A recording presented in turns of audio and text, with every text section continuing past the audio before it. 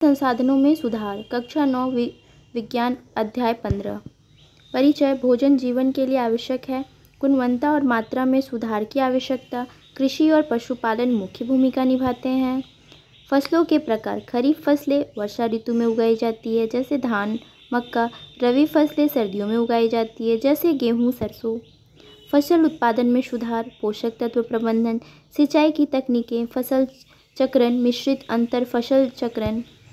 पोषक तत्व प्रबंधन। प्रमुख पोषक तत्व और सूक्ष्म पोषक तत्व। सेकेंड, उर्वरकों और खादों का उपयोग। थर्ड, जैविक खेती।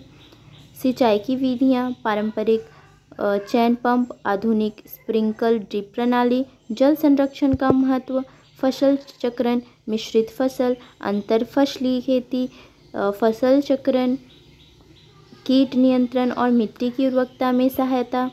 फसल सुरक्षा, खरपतवार कीट रोग, खरपतवारनाशी कीटनाशक और का उपयोग। एकीकृत कीट प्रबंधन IPM। अनाज का भंडार, उचित भंडारण से नुकसान से बचाव। साइलो और गोदामों का उपयोग, नमी और कटी से सुरक्षा। पशुपालन, खाद्य और अन्य उत्पादकों के लिए पशु का पालन, इसमें मवेशी, मुर्गी पालन, मत्स्य पालन, मधुमक्खी पालन शामिल है।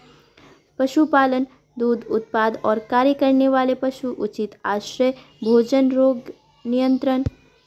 मुर्गी पालन, अंडे और मांस के लिए मुर्गी का पालन, लेयर्स बनाम बॉयलर। स्वच्छ वातावरण और संतुलित आहार। मत्स्य पालन, पकड़ने वाली और पालने वाली मछलियाँ, अंतर्देशीय और समुद्री मत्स्य पालन, जलीय कृषि और मत्स्य कृषि। मधुमक्खी पालन, एपीकल्चर, मधुमक्खियों का पालन, शहद और मोम का उत्पादन फसलों में परागणों को बढ़ावा देता है।